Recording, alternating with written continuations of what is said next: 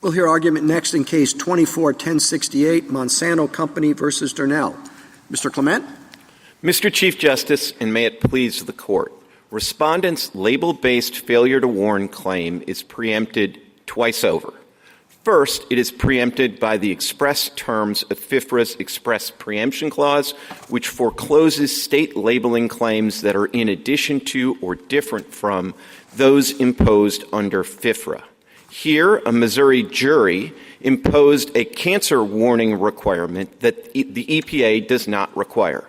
That additional requirement is preempted.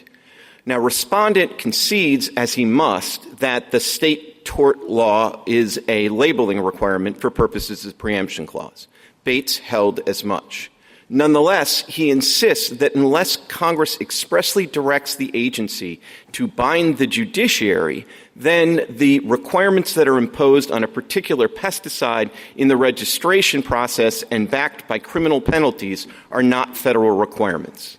That defies common sense, the statutory text, and this Court's precedents. In particular, this Court's 8-1 decision in Regal, where this Court held that similar agency-imposed requirements on a particular device are federal requirements for preemption purposes.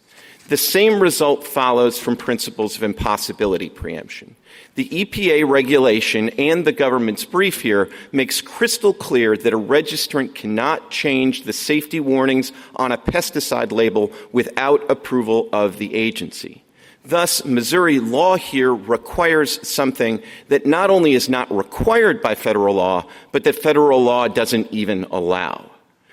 Either way you come to it, either via express preemption or impossibility preemption, the result here is clear. Congress plainly wanted uniformity when it came to the safety warnings on a pesticide's label. Ignoring Congress's clear direction here would open the door for crippling liability and undermine the interest of farmers who depend on federally registered pesticides for their livelihood. I welcome the Court's questions. Mr. Clement, just for clarification, you seem to focus more on the label requirement in your brief and your argument, and Respondent seems to focus more on the underlying statute, FIFRA. I could be wrong on that. Would you comment on that? Well, I guess, Justice Thomas, I think about it as a level of generality debate. And I don't want to put words in my friend's mouth, but I think he says, well, what's the conflict here? State law looks to whether it's misbranded. Federal law looks to it whether it's misbranded. And I think that actually mistakes the inquiry both on the state level and on the federal level. I mean, state law, at least the applicable state law here, really doesn't address labeling of pesticides. It's a negligence duty of good care or due care. The way that you get to actual pesticide labeling is a jury applies that general tort law to a specific device and then decides a particular warning is necessary. In the same way, on the federal level, you don't look just to misbranding in the abstract, but there's a process to take that down to the concrete.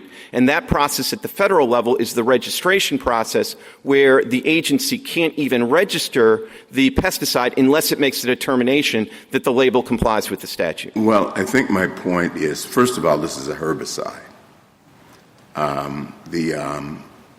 not a pesticide. But I think my point is that what is the operative federal statute or regulation that has the preemptive effect? Is it the regulation, is it the labeling requirement, or is it FIFRA? So it's all of the above, but to give you a textual answer, it's the federal requirements under FIFRA. And that word under, I mean, I know the other side sort of mocks us for focusing on a preposition, but the word under is important here, because if the statute just said, the preemption clause in particular, 136 VB, if that provision said by FIFRA, there might be something to my friend's arguments. But the language of FIFRA's preemption provision, just like the language of the preemption provision from the medical device amendments that were at issue in the Regal case, both of those uses the word under, and I think that word textually captures the various requirements that are imposed at a device-specific level or a herbicide-specific level in the context of the registration process here. But, Mr. Clement, you don't dispute that a product that has been registered can become misbranded, right? Sure, and the clearest way for a registered pesticide or herbicide to become misbranded is to omit something from the label that is required by EPA in the registration process. So you mean they just don't follow the process? But are you saying that if new information comes out in the 15-year interregnum between registration and re-registration that casts doubt on the efficacy or the safety of this product, you could have a product that is misbranded even though it has been registered and initially labeled properly, correct?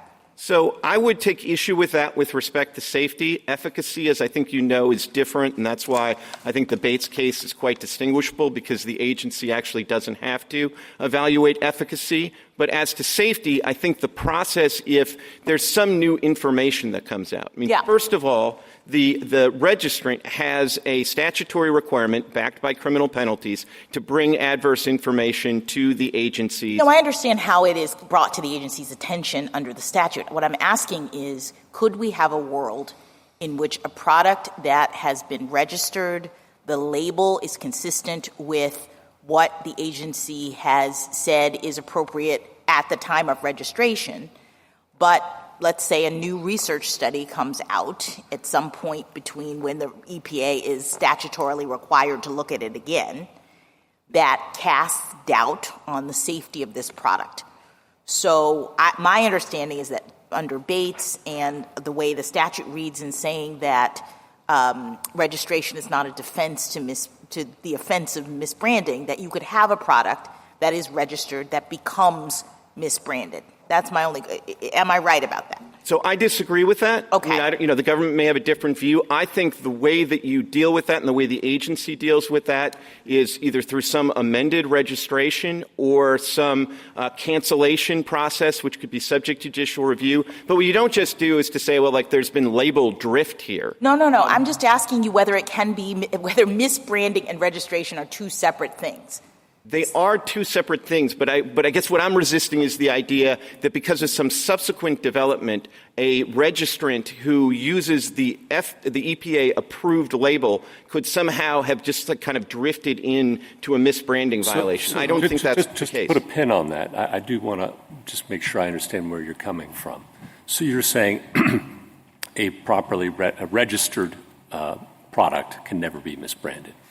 I'd say no, I wouldn't say that. What I would say is a registered product that is marketed as labeled and approved by the agency. Right, can never be misbranded. Is not misbranded. Can never be misbranded. Well, I mean, right. But of course, the easiest way. I just want to make sure I understood. Yeah.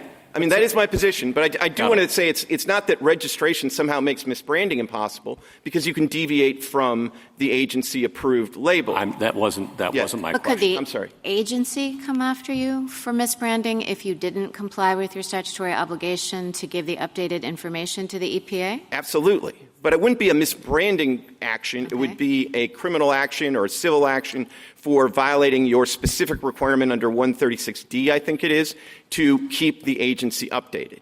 And I think that's important, of course, because that would be the federal government essentially making sure that its registrants are continuing with their ongoing obligations. And that would sort of be more consistent with the thrust of Buckman, where if you have a situation where your concern is that somehow the registrant hasn't done something they're supposed to do vis-a-vis the agency, you give the agency the ability to take care of that. You don't say somehow you're going to put that all in front of a jury, and the jury is going to determine not just how this should be branded, but also whether or not the registrant kept the agency sufficiently up to date. But go ahead.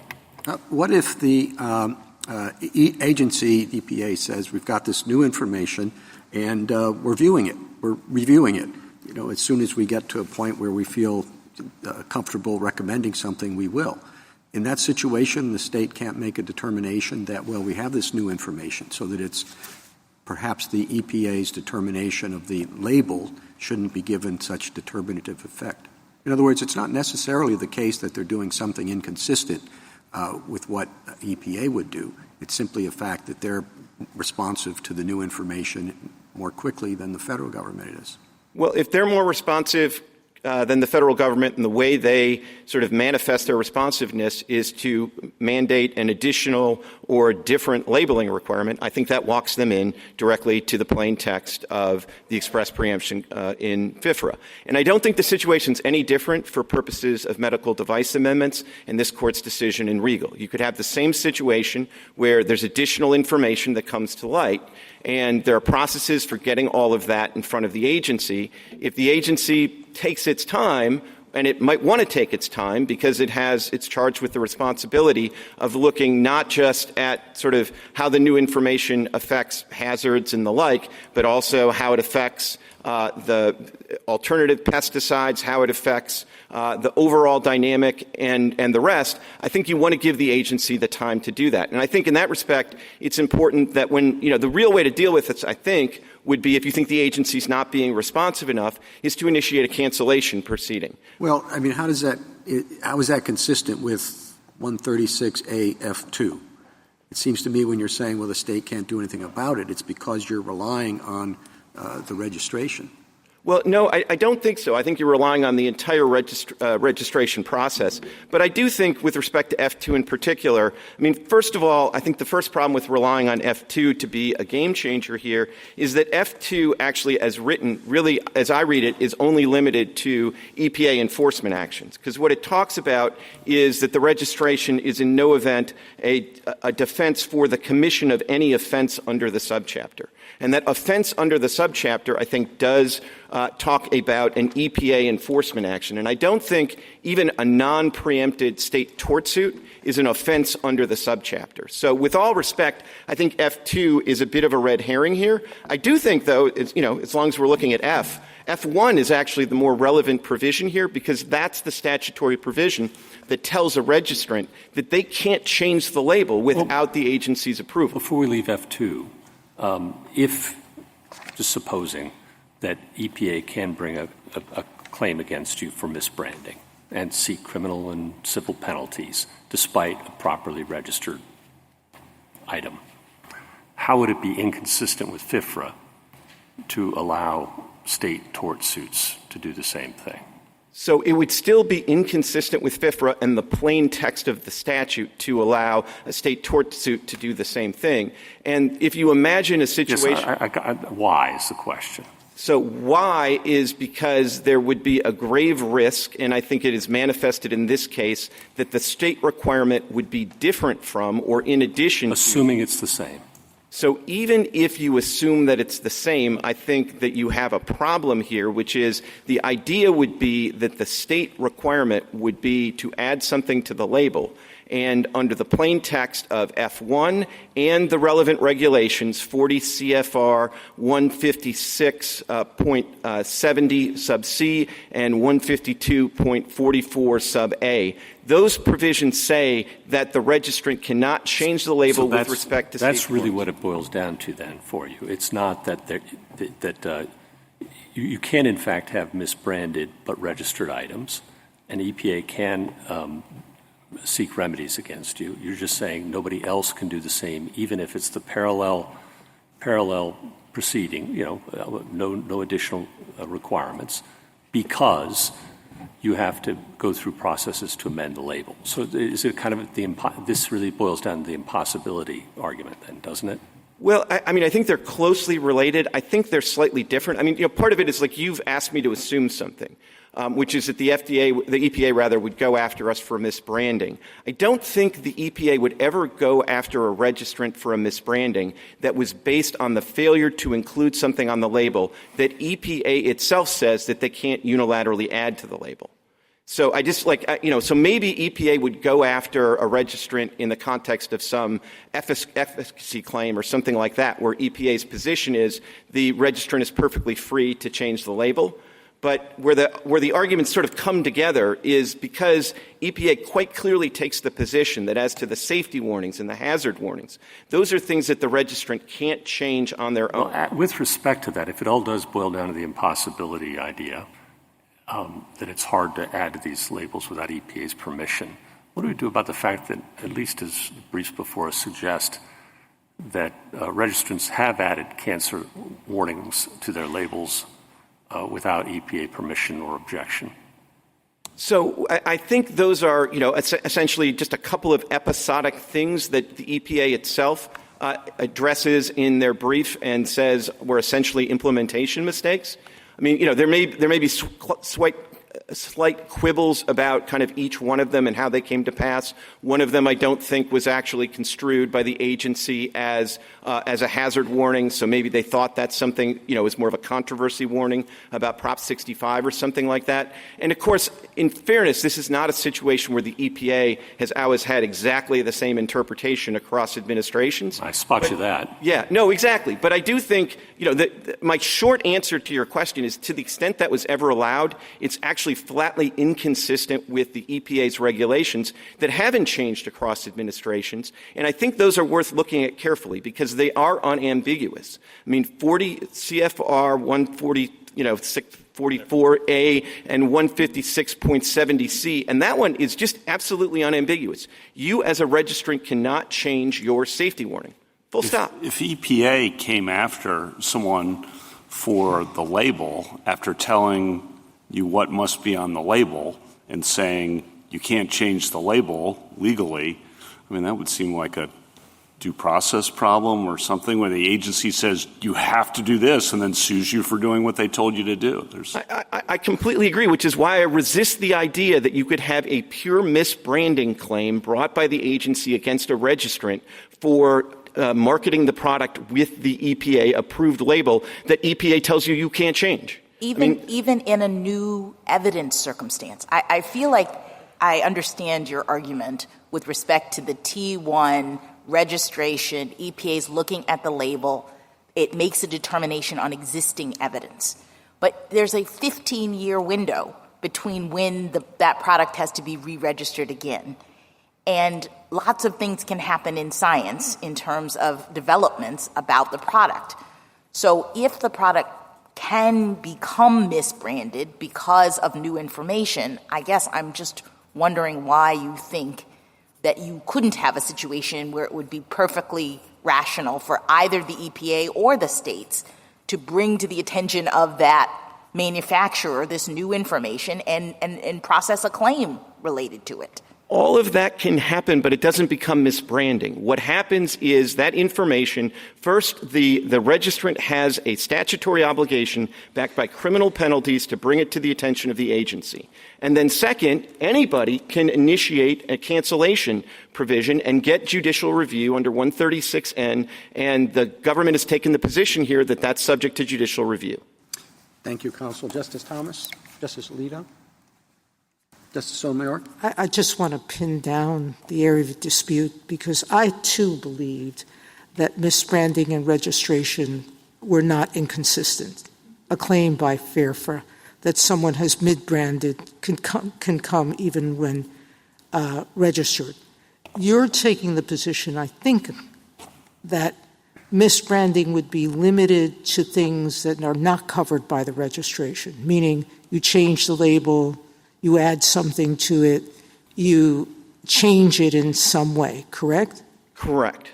You are, I think, answering Justice Jackson and Justice Kavanaugh, I think, by saying if it's a failure to warn of something you should be warning, that would not be a misbranding claim. It would be a violation of a FRIFRA obligation to disclose that information and ask for a change. Absolutely. And I think that way of looking at the world makes the whole regime, mirror the medical device amendments regime, but also makes it work a lot more sensibly, because otherwise what you're basically telling a registrant is they can go through this whole process which exhaustively considers not just the product and its active ingredient, but all in conjunction with the label to make sure that it's safe and effective as used and has like a danger label if it needs it or a caution label it needs it. They go through all that process, and then the next day they market it as labeled, and they could have that all be subject to a misbranding claim. I think the problem is 136AF2 because it also says a valid registration, however, is prima facie evidence that the pesticides, its labeling and packaging comply with the registration provisions of FRIFRA, but it's prima facie. It's not presumptive. And so it seems to me if it's prima facie, it could be rebutted that FRIFRA could come in and say you misbranded because you failed to tell us about this risk. So misbranding isn't the only offense under the statute, and there's a specific criminal penalty for failing to comply with your obligations as a registrant under that. So if you have a hypothetical registrant who has some terrible information that comes out that they're obligated under the statute to give to the agency, and they withhold it, they are certainly subject to criminal penalties. But it's not a misbranding claim. And I think it's a mistake to think all the different ways that a registrant can violate FIFRA all come down to misbranding. I mean, misbranding is just one species. And, of course, the most obvious violation, and this is why there isn't this inconsistency between registration and misbranding, the most obvious way to commit a misbranding violation is to omit something from the label that you were told you had to put on it in the registration process. That's a misbranding claim. And of course, it would only be prima facie evidence because you blew it. You misbranded. We have two lines of impossibility defense. Pliva and Wyatt are also there. Doesn't the history we're showed about the manufacturer who added the California 50 proposition information without FDA approval, doesn't that defeat your impossibility argument? Doesn't defeat your other arguments, but why doesn't it? Because the agency has, you've said, by error, whether it's error or not, they've permitted this to be done. So I don't think my answer to that would be I don't think Pliva and Bartlett come out differently if you could point to a couple of generic manufacturers who ultra-virus and in a way that they actually weren't allowed to tried to change the label on their generic pharmaceutical. I think that would have actually made those generic pharmaceuticals mislabeled if I understand that regime, which is why it didn't happen. But I think you look to the law. You don't look to whether somebody essentially did something that was ultra-virus. And if you look to the law here, this is, and the government flat out says this in their brief, this is really analogous to the generic labeling regime, not the branded regime. Thank you. Justice Kagan. And Mr. Clement, not to say you're wrong about your view of the scope of the misbranding actions, but if you were wrong, how would it matter? Could you still win if misbranding actions were more expansive than what you're arguing? I mean, I suppose I could, and I suppose like you could, kind of just go with impossibility preemption and make this like very simple because I just think you look at those regulations and it makes it clear we can't change the label. The reason I'm sort of fighting on this and the reason I think I'm not wrong is because I think that there, as I said, when it comes to misbranding, that's very specific. The easiest way to commit a misbranding offense is to omit something that you're required in the registration process to put on the label. If you omit something, and if, of course, the state thinks you need to add something that EPA is not requiring you to put on the label, I mean, that just walks squarely into the text of the express preemption clause.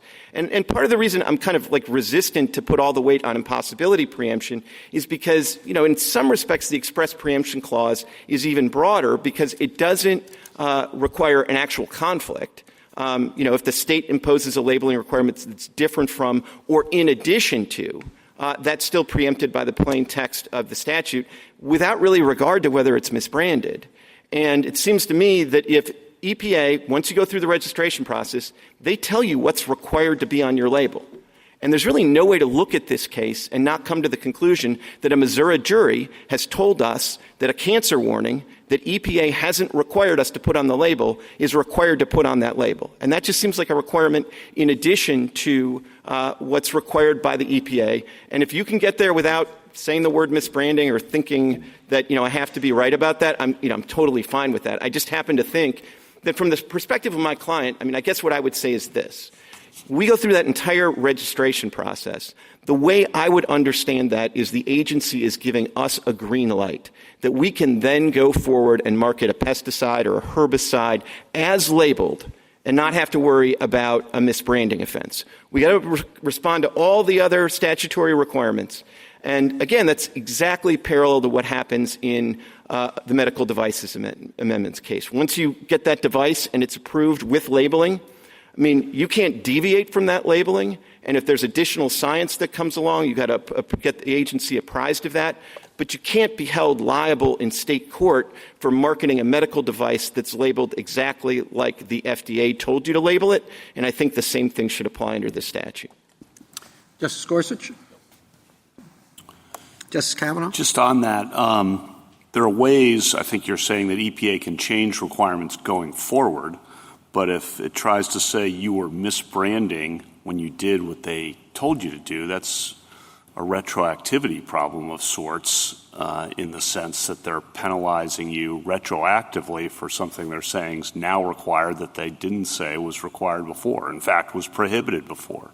Yes, and I actually think the retroactivity frame is a helpful one, because if you look at this statutory scheme, the real way you sort of change warnings or take a pesticide off the market is through the cancellation proceedings. And when the agency actually goes through the cancellation proceedings, there are requirements. They're supposed to allow the manufacturer, except in extraordinary cases, to continue to sell the existing stock. They're supposed to make a specific analysis that takes into account the reliance interest of farmers and other users.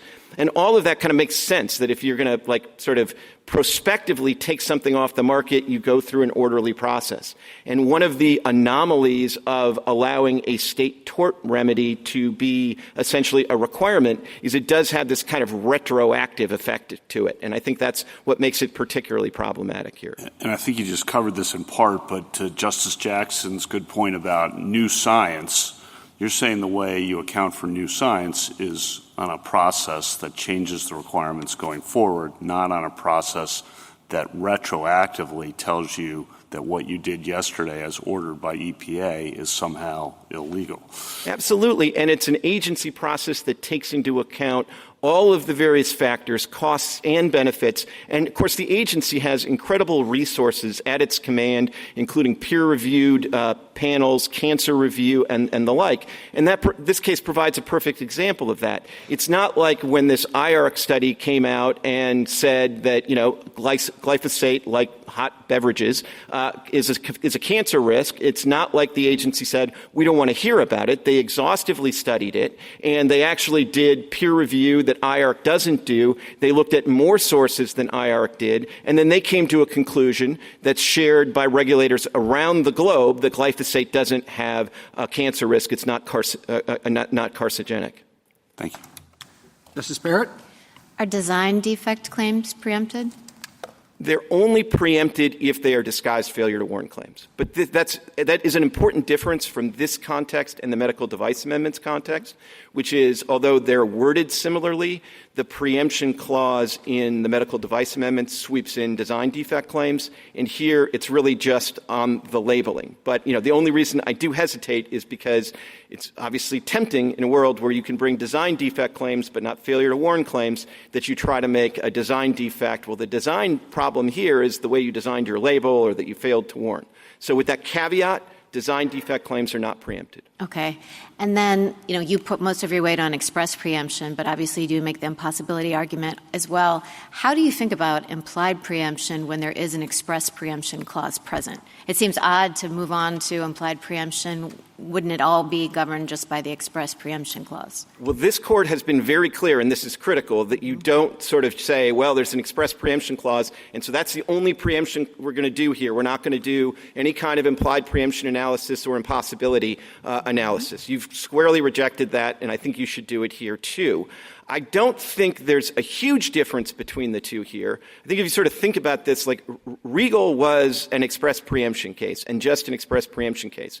But of course, when Justice Scalia decided Regal, he didn't have the benefit of Pliva and Bartlett, which come later. Mm-hmm. And so if he did, he might have said in Regal, well, this is both an express preemption case and an impossibility case. So I think both roads sort of lead there. At the end of the day, though, I kind of like text.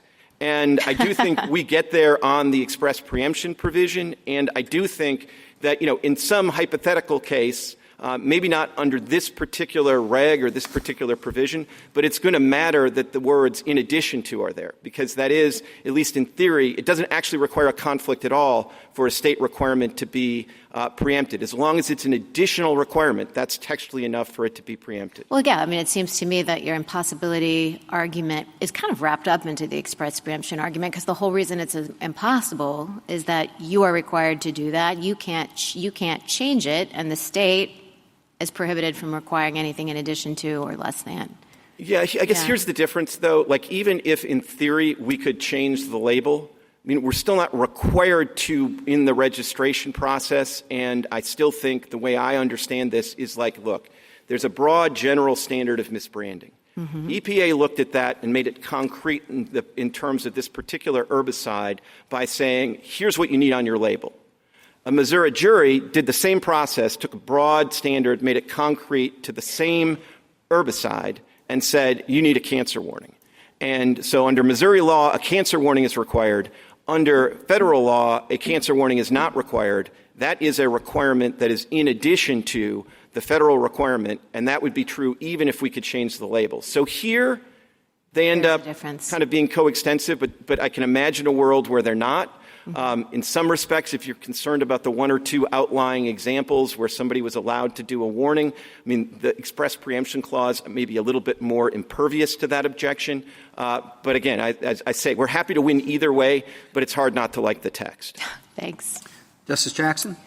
So I guess I'm not sure that retroactivity in the questions that you explored with Justice Kavanaugh necessarily captures all that's going on here. And I worry a little bit about the way in which you are describing this and its seeming inconsistency with what we said in Bates. So I think that one way to understand this scheme, the statute scheme, is that there's a registration requirement and there's a no misbranding requirement. And every 15 years, EPA makes a registration decision that sets the requirements for a pesticide's label based on the information that EPA has considered at that time. But in the years between registrations, the company still has to comply with the no misbranding requirement. And I guess I'm trying to understand why it couldn't be that both the EPA and state tort law can enforce the misbranding requirement in the interregnum. So, I mean, I think in Bates we said that FIFRA contemplates that pesticide labels will evolve over time. And we said, quote, tort suits can serve as a catalyst in this process. And you can see how that happens, right? When new information comes in that 15 years, the threat of tort liability is one thing that spurs the manufacturer to go to the EPA and make sure that they're giving them the information.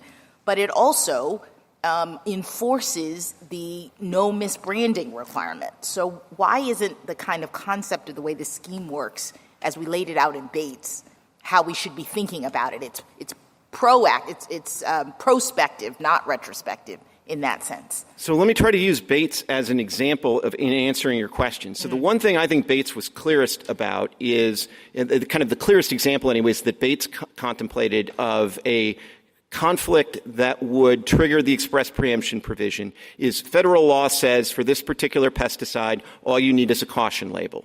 And state law comes in and says, no, for that pesticide, you need a danger label. Bates says that's a clear conflict. Well, how does EPA decide that a particular pesticide needs just a caution label and not the more serious danger level? They do that in the registration process by examining the toxicity of the substance. And then they say, all right, this is sufficiently non-toxic that it just requires a caution label. Now, let's say 5 years goes on and somebody with some new science goes in before a state court jury and says, actually, EPA got it wrong. This thing is more toxic than they thought. And so under Missouri law, you need a danger label. I think that would still be clearly preempted by Bates, and the fact that you could tell the jury you need the danger label in order for the product to be not misbranded would not change anything. Well, I understand, but isn't there a world in which that is a different circumstance because the EPA has not yet considered that information? So you're not actually conflicting with, you're not doing anything different or in addition to the determination that the EPA had made based on the information that was before it. I guess I see that, I mean, it's nuanced for sure. I mean, the way you're saying it is pretty straightforward. But you're reading the express preemption statute as though it says such state shall not impose or continue in effect any requirements for labeling or packaging, period. And this says in addition to or different, which suggests that there could be a parallel state enforcement proceeding happening.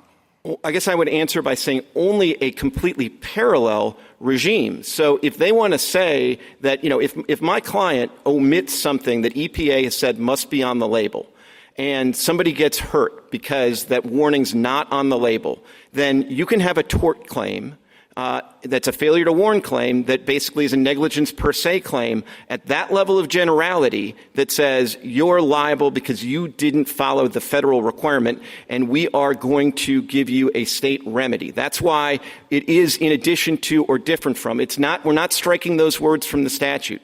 And the one thing I would say is if you read Bates carefully, at the end of the opinion on this point about tort suits can get information, there's a block quote from a court of appeals opinion. And if you actually read it carefully, what the court says by quoting that is these tort suits could generate information, and then people could go and ask EPA to allow the registrant to change the label. So even in Bates, there's a recognition that there is not this unilateral ability to change the label, at least with respect to safety and warnings. And I would say this is where my answer that you can still have design defect claims is important, because that could be part of the process where additional information is generated and ultimately brought to the attention of the agency.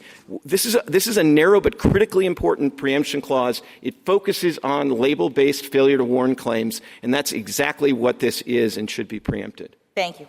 Thank you, counsel.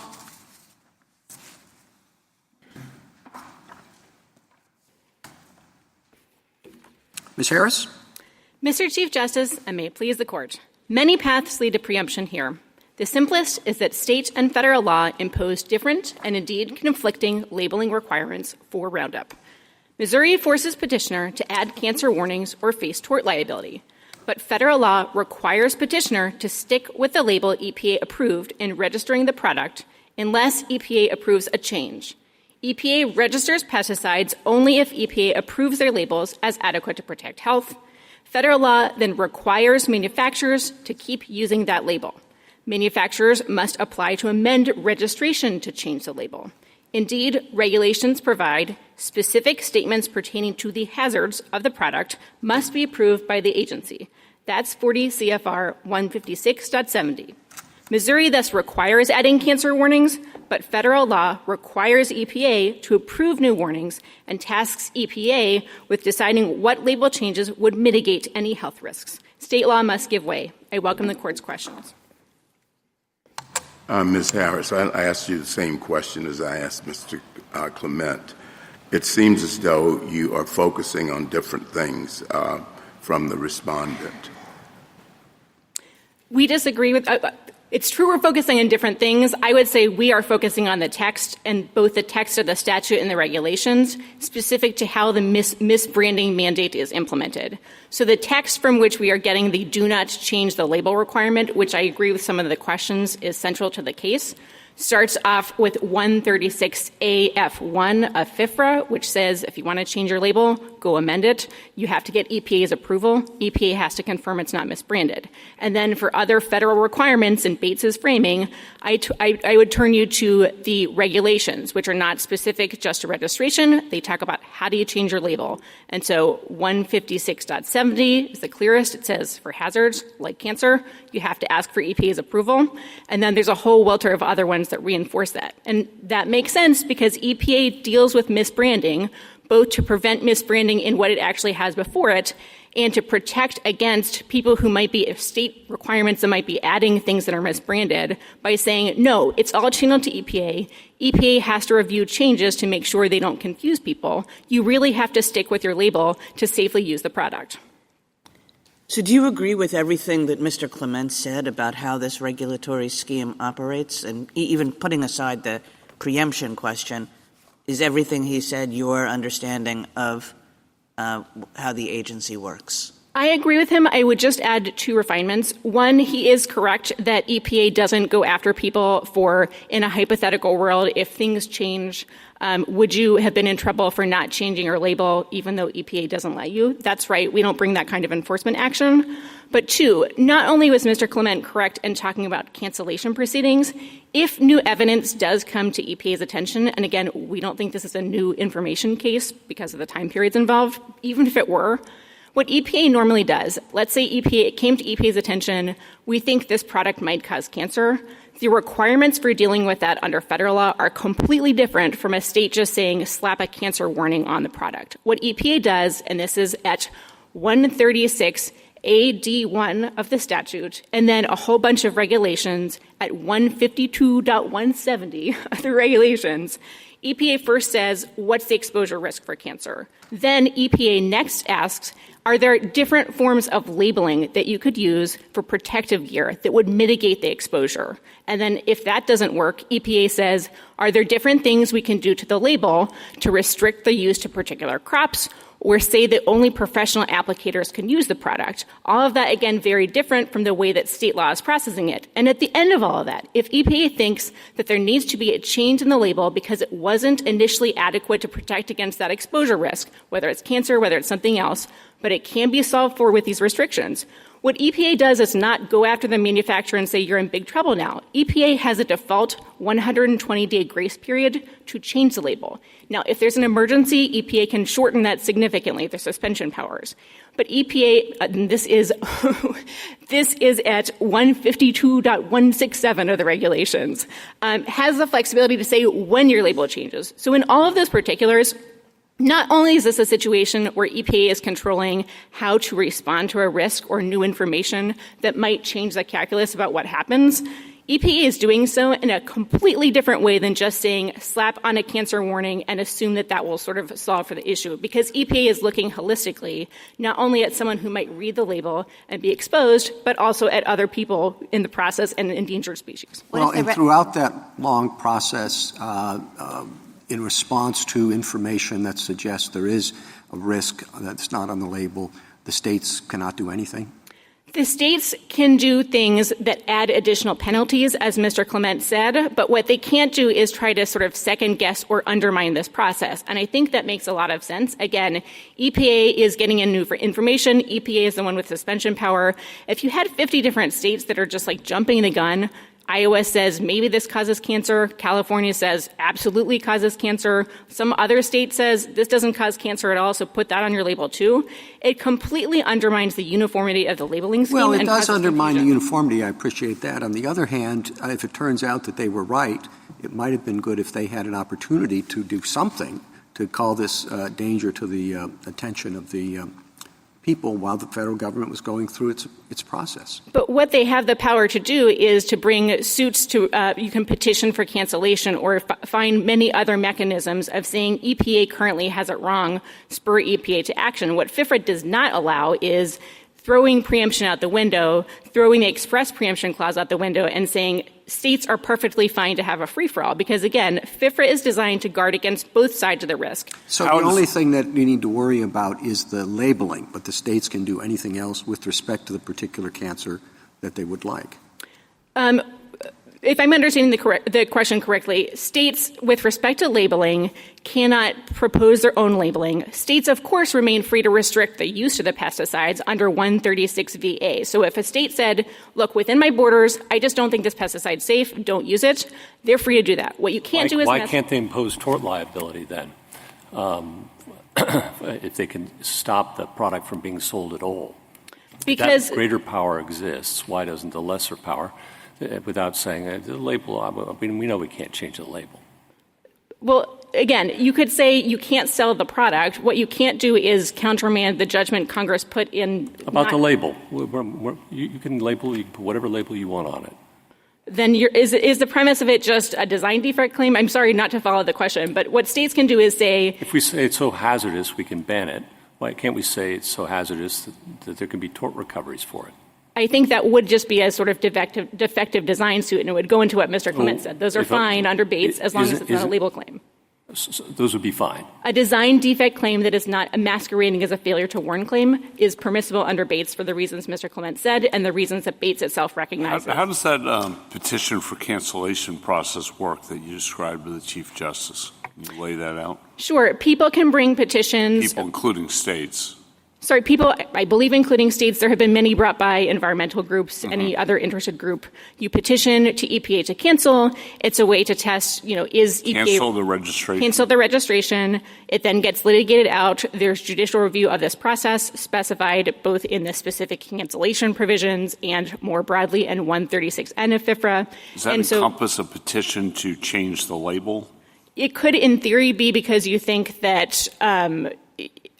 to cancel it, you could say it shouldn't have been registered at all because it's misbranded for whatever reason. Again, if EPA also thought that there was some sort of misbranding risk, like as a practical matter, what happens is EPA gets information and might ask the manufacturer, like, can you please change it?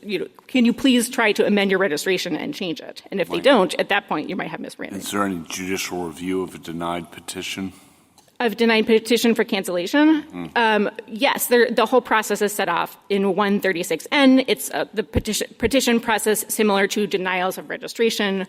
The whole, any final EPA action under 136N is judicially reviewable. It's a very prescribed process. And on top of that, I just want to correct some sort of any misimpression. The EPA is just sort of sitting on its hands. Like every 15 years it springs into action. EPA itself does monitor new information. Whenever it comes to light, it often calls for information from manufacturers. Dacthal is a great example of that. That is a pesticide where EPA became aware of possible thyroid risks in unborn babies. EPA asked the manufacturer for information. The manufacturer is dragging its feet. EPA threatened to suspend the registration. The manufacturer supplied the data. EPA wasn't satisfied and said it was going to cancel the pesticide. It's now off the market. So I don't think this is a situation where there aren't sort of means by which people can bring information to EPA's attention. The whole point of the registration process and why it takes long is throughout like that process, EPA is often soliciting information from people to comment on interim steps in the decision. And so that's one reason it takes a while, honestly. Thank you, Counsel. Justice Thomas, Justice Alito? Justice Sotomayor? If I understood Mr. Clement, he was saying that even if the law permitted the manufacturer to choose to add a cancer warning, it would still be express preemption because the state would require it as opposed to giving the manufacturer a choice. Is that your position as well? I would just put a little refinement on that. I think that's probably correct as a conceptual matter, but one reason backstopping it is the process I described, where if EPA identifies a risk, it has a completely different process and sort of mitigation procedure for figuring out what kinds of warnings are adequate to guard against the risk. So EPA is very zealously saying not only yes or no, do you need a particular type of warning? But for that type of risk, what is the best way of making sure that not just the person using the product, but people who might have secondary exposure to it or endangered species get the information they need to ideally mitigate the exposure risk? So what do we make from their 2022 statement where they were approving the California Proposition 65 label? Hasn't been withdrawn, correct? Respectfully, that's from 2012, and that is a different... I'm sorry, I misspoke on the... It's okay. It's with respect to a different product, so I think you make absolutely nothing of it. We have said repeatedly ever since then that was an error. More relevant are two things, one law, one facts. On the law, Mr. Clement is correct that the label regulations could not be clearer. If you are doing something like a hazard warning, which I don't see any way of describing a cancer warning as anything other than that, you must get agency approval. That's what it says. That's 156.70. 2, on the facts, I would say the even more relevant facts for Prop 65 would have to do with glyphosate itself. Whenever pre-first Trump administration, people were using those warnings on glyphosate products, they were always submitting amended registration requests. The agency approved those. So even that universe of Prop 65 warnings, which again are just saying California thinks this might cause cancer, not this causes cancer, even those went through the amended registration process requiring EPA approval. Now, the first Trump administration said, that's misbranding, don't do that at all. And there's a lot of water under the bridge at this point because those specific warnings were invalidated on First Amendment grounds by the Ninth Circuit. But I don't think Prop 65 can possibly get responded anywhere, either on law or facts for those reasons. Thank you. Justice Kagan? Justice Gorsuch? Justice Kavanaugh? Justice Barrett? Justice Jackson? Can I just quickly ask you about, doesn't the statute contemplate that the EPA will approve label changes if they're consistent with FIFRA? So we're not talking about an arduous process here. If the manufacturer proposes a label change, I think the language of the statute says the registration shall be amended to reflect such a change. But respectfully, it is very arduous because as part of that process, and if you look at the regulations at 156, it's the regulations at 156 onwards, what they say is you have to also submit data adequate to support the change so that the agency can go through and make sure whatever label change you're proposing, especially if it's a cancer or other hazard warning, is not itself misbranding, is consistent with FIFRA. This is not just a send me a quick letter, don't tell me why you want to change your label situation. Again, and that reflects these are regulations that are trying to implement the mandate not to have misbranded pesticides. No, I understand, but it's the suggestion that, we can't do it on our own. It looks as though you pretty much can if you send the relevant information. The registration shall be amended. Respectfully, I don't think the idea that just because you might think approval is easy in certain situations is enough. I think that would be directly contrary to Pliva and Bartlett, where the court said— What about Wyeth? Isn't this like Wyeth? No, it's completely different from Wyeth. There's a very stark contrast. For the changes to be affected regulations for the FDA for brand manufacturers in Wyeth, it really was you, brand manufacturer, allowed unilaterally to change your label for this period of time.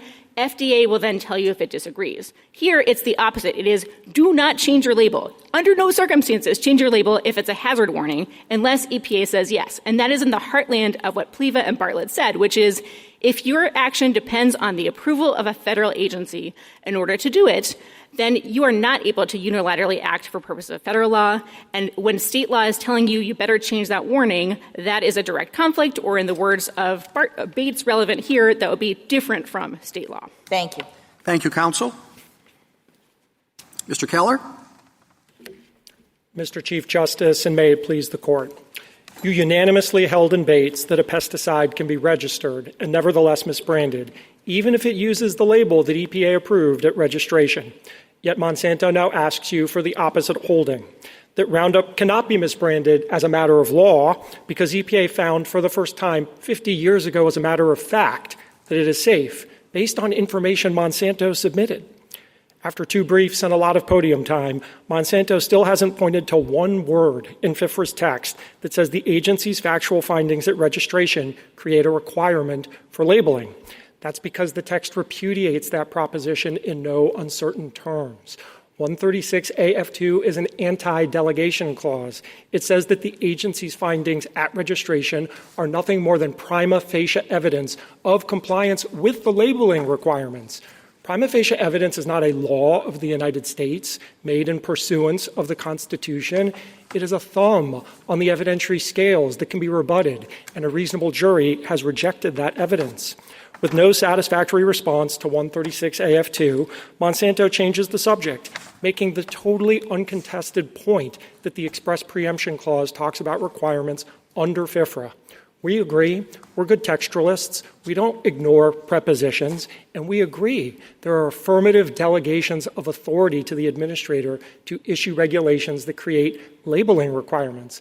Monsanto's problem is they're not relying on any of those regulations. They're relying on registration and registration alone.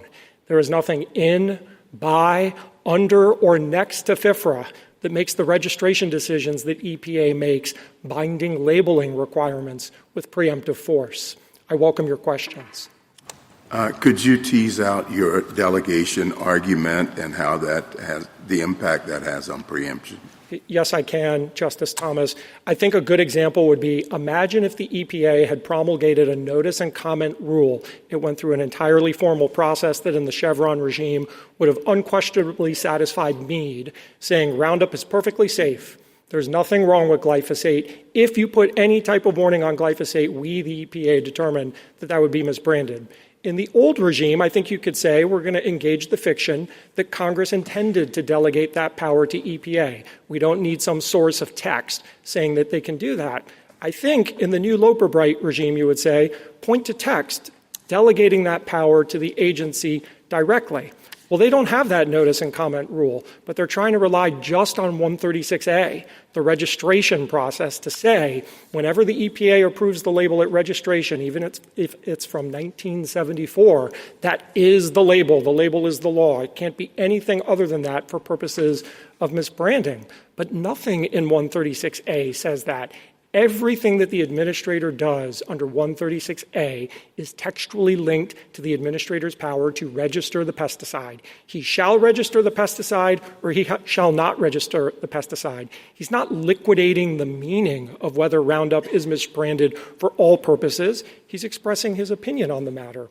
You heard last week the FCC case, and it sounds like some of you might be willing to say when the FCC issues an order saying pay hundreds of millions of dollars, that's just the FCC's opinion on the matter. It doesn't become actually the law until a jury finds the facts and enters a verdict. I think there are other problems with 136AF1. You heard my friend on the other side and my friend from the United States saying that that requires pre-clearance for a label. I don't agree with that proposition. Look at the text. It says if the labeling is changed, past tense, then the administrator shall amend the registration. There's nothing that requires the manufacturer to wait for the amended registration. There's nothing that even requires the manufacturer, if the EPA says, no, I'm not amending the registration, to walk back the label change. The only thing that the EPA administrator could do in that sense is bring a civil penalties action, a criminal penalties action where there would be a jury trial, right? Or bring cancellation proceedings where the manufacturer would get to defend itself in a formal adjudicatory process with cross-examination and calling live witnesses, the kinds of formality, again, even in the old regime, that would have been required before you give agency action the force of law.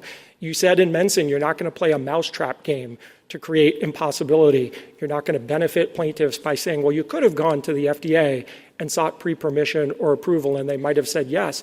You shouldn't play a mousetrap game for the other side either. They shouldn't be allowed to say, well, we didn't even try to amend our label, which we unilaterally could have done. But if we had, the EPA might have told us no, and they might have brought these cancellation proceedings, and they might have then won those proceedings, and it would have stuck in court. That's too many links in a causal chain for impossibility analysis to apply. I also think we could talk about the regulations that my friend on the other side. Before you do that, can you just speak to AF2 and the clause that talks about not being a defense? Yes. Mr. Clement indicates that that's not a defense to an EPA action.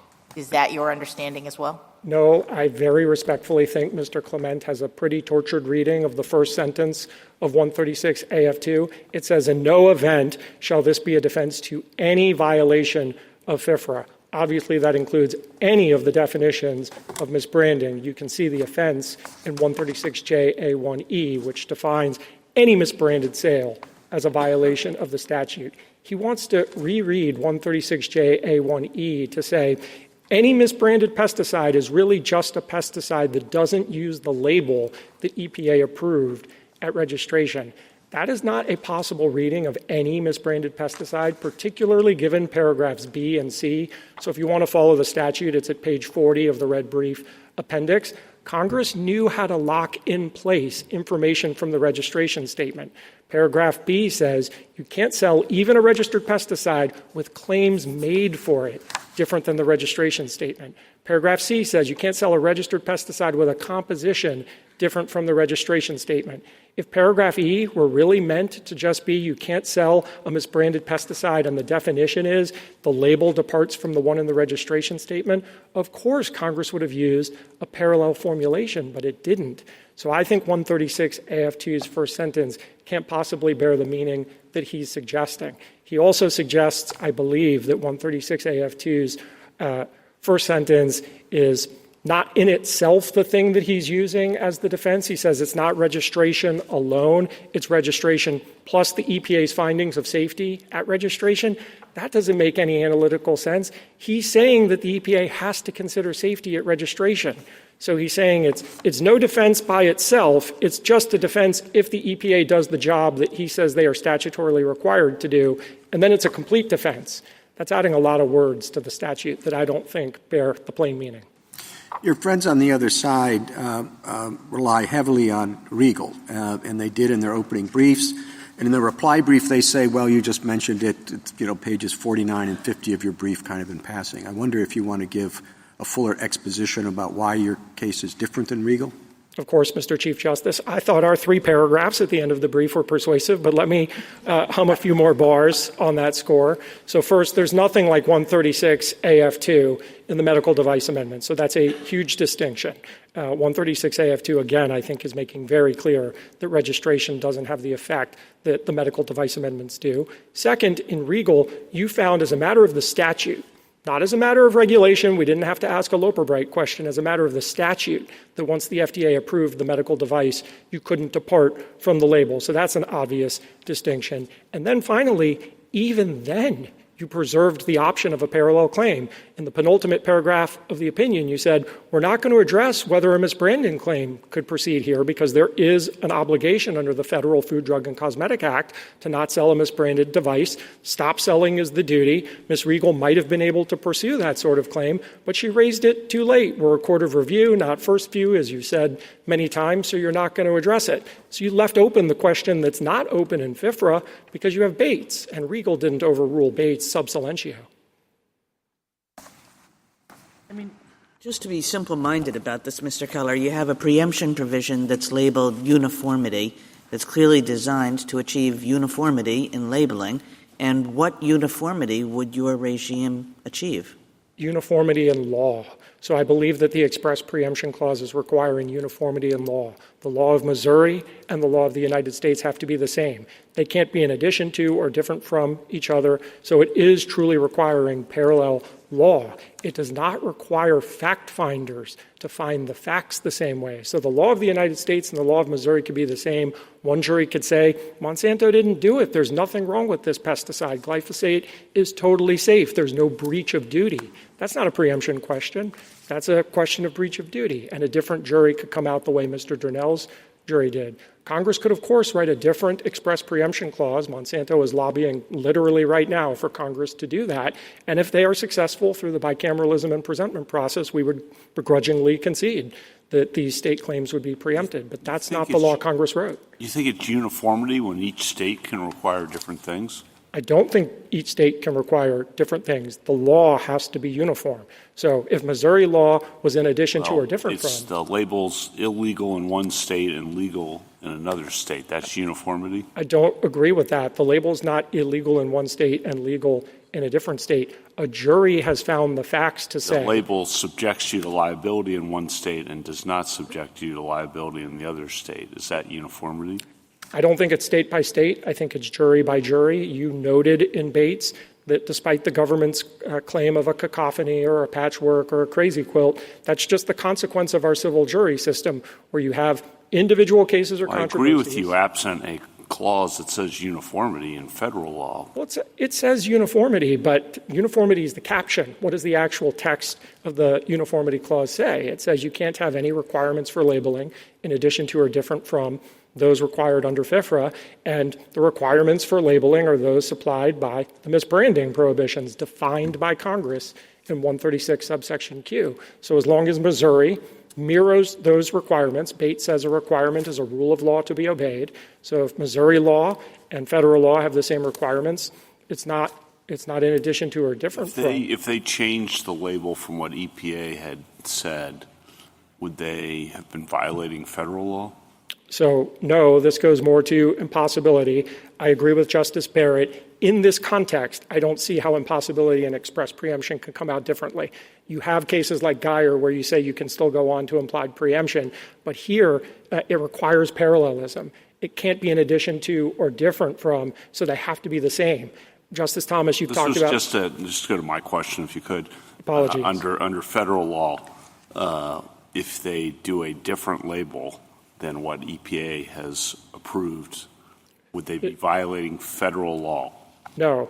I think I win that 3 different ways. I don't think the statute prohibits a label change. Look at 136J. There's a long laundry list of prohibited acts. Changing the label unilaterally is not on that list. We've already talked about 136 AF1. I don't think that there's anything there that— So the Solicitor General's wrong about that? Yeah, very respectfully, yes, he is. And you don't give deference to the Solicitor General in interpreting FIFRA. You look at the words for yourself. So, yes, the United States is wrong about that. Then they go to the regulations. They quickly jump to the regulations. What's the source of authority for those regulations? If you ask the EPA the source of authority for those regulations, I kid you not, it's 136 to 136Y. They cite the entire statute. That's their source of authority.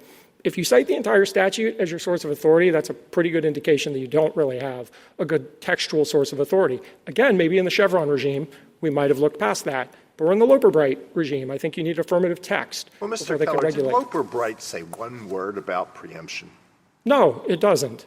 But Loper-Bright is about the relationship between two branches of the federal government, right? Well, I agree with that. I think it is always a separation of powers issue if you're going to ask whether the executive branch gets to pronounce what the law is instead of the judiciary. And then, of course, that's relevant in the preemption context. Why is it relevant? Preemption involves the relationship between the federal government and the states. It does, and under the Supremacy Clause, federal law is the supreme law of the land. So what counts as federal law is relevant to every preemption inquiry. I would be surprised if Loper-Bright were somehow cabined and not applied in preemption cases where a regulation is doing the work to create preemption. You have the separation of powers problem plus a federalism problem because you're letting the executive, not Congress, preempt valid state law. That should only be done pursuant to a valid your delegation. prescience about where the law might go is interesting, but it's not there now, is it?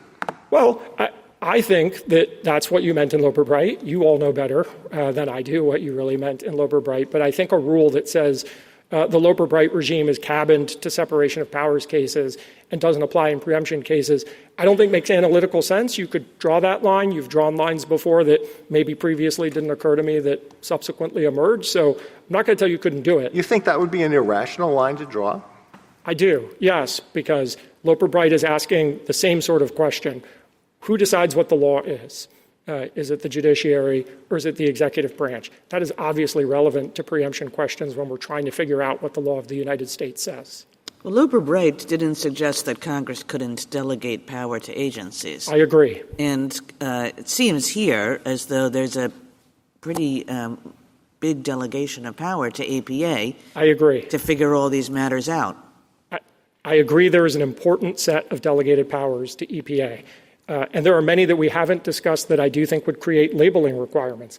But the registration provision of 136A, which is where he and the government hang their hats, I do not think is this broad delegation to ultimately decide whether a pesticide is misbranded or not. I agree with you, though. There are express delegations of authority that I do think could create labeling requirements. I can give you 136WC2. Well, I mean, if we just sort of think about this scheme, right, it says to EPA, you have to do this big study, you have to weigh costs and benefits, you have to figure out on the basis of that whether to register a pesticide. You have to do that again every 15 years. You have to keep track of things in the interim. You have to, take seriously further information that industry gives you after registration. It just seems like a lot of stuff that the EPA does and is told by Congress to do to ensure the appropriateness of a particular pesticide. I completely agree with you. FIFRA is structured in a way to maximally protect the consumer. So selling an unregistered pesticide is the first offense in 136J, but you also can't sell a misbranded pesticide. And so regardless of what the EPA says, they are not a safe harbor. They don't get to announce for you by registration all of those other provisions to protect the consumer from these dangerous products, which by definition kill living organisms. They just don't have that blanket immunity. I agree that EPA has all of those obligations, and though I think there are a lot of conscientious people working at that agency, I think we should also all agree that things slipped through the cracks with that agency. They were a decade behind schedule in their re-registration of Roundup, only to have their findings regarding human health vacated by the Ninth Circuit in a decision they don't challenge. So the last re-registration that we have is 30 years old, 1993. It would also probably not surprise you if they're not constantly keeping abreast of all of the annual reports. You've said similar things in the Food, Drug, and Cosmetic Act context where there's a lot more rigorous upfront data because human data, phase 3 clinical trial data is given to the FDA. And even there, the FDA agrees that post-NDA application, post-approval, you can still have a misbranded drug. It shouldn't be less protective of consumers under the context of FIFRA, where the EPA is operating with less information. On those points, can you speak to the petition process that Ms. Harris was addressing, the petition to change the process where you go to EPA and say there's new science, you're behind the times, everything you just said? I thought there was a process you can go to EPA, but I want you to address what you think of that. I actually think Ms. Harris said it exactly right. There is a process by which citizens, and I'll confess, I don't know if states can as well, but I'll take her word for it that states can also go and say, you shouldn't have re-registered this pesticide, and there can be a formal process. The agency, of course, would get deference, but there is judicial review under, I believe, 136A. Are there any labeling and packaging requirements under this subchapter in your view? Yes, many. So 136WC2 is a good example of an interaction between what the agency does and labeling requirements. I think you can find that at page 48 of the red brief appendix. So 136WC2 invites the EPA by notice and comment rulemaking to designate a pesticide highly toxic to man. That designation creates labeling requirements because a highly toxic pesticide is misbranded if it doesn't have the skull and crossbones on the label or if it doesn't have poison in red letters. That's 136Q2D. So if Missouri law said put poison in purple letters, it would be preempted. If Missouri law said don't scare consumers with the skull and crossbones, it would be preempted, and it would be preempted under FIFRA because it's the operation of the misbranding prohibition in conjunction with a valid delegation of authority. Congress knew how to delegate authority. The danger caution example in Bates is another one. 136A subsection D is where there's an express delegation to regulate, to create signal words on restricted use pesticides. So even though Bates didn't go into a long discussion of where that source of authority was, again, we were in the Chevron era, so it didn't have to, there's an actual delegation. Congress knows how to delegate this authority. It didn't through the registration process. Thank you. I'm happy to cede back time. Justice Thomas? Justice Lee?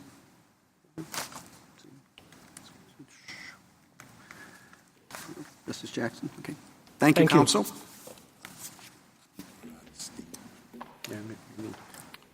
Mr. Clement? Thank you, Mr. Chief Justice. Just a few quick points in rebuttal. My friend started with Bates. Bates really is distinguishable because it was mostly talking about efficacy and went out of its way to say safety is different. You can sort of think that in some respects Bates is like Lohr to Regal. Lohr said 510Ks. We really don't do a lot, so we're not focused on that much. There's nothing there to essentially have preemptive effect, but pre-market approval in Regal was different. I think it's the same with respect to efficacy and safety. On Regal itself, my friend offers two distinctions. I don't think either of them works. First, he says there's no equivalent to F2, but even without the equivalent of F2, nobody in Regal thought that just because you got pre-market approval, that didn't mean you couldn't possibly mislabel your device if you used labeling that was different from what was approved in the pre-market approval process. So F2 really doesn't do anything that wasn't already implicit. And then he also pointed to, he said, well, there's a statutory provision there that said that you can't change the labeling. If you look at the provision Justice Scalia cited there, you'll see that it's very analogous to the F1 provision that basically says you can't change the label, and you have to read the whole sentence because at the end it says without the approval of the agency. So Regal really is parallel here. The possible difference is there's still more open in this regime because you can have design defect claims. You can have states, if they really want to say you can't use it, states have options that they didn't have under the medical device amendments. So let me just finish with uniformity and practicality. On uniformity, it's worse than 50 states. It's every jury is a new day. And I checked, uniformity is a title, but it went through bicameralism and presentment just like the rest of the statute. So I think you have to take that seriously. Finally, just on the practicalities of this, if you tell any one of those juries that this fancy-sounding International Association on the Research of Cancer found a hazard warning for glyphosate, that sounds pretty bad. But every agency around the globe, New Zealand, Japan, Australia, the European Union, Canada, they've all looked at glyphosate. It's probably the most studied herbicide in the history of man. And they've all reached the conclusion based on more data and the kind of expert analysis they can do that there isn't a risk here. You shouldn't let a single Missouri jury second-guess that judgment. Thank you, Your Honors. Thank you, counsel. The case is submitted.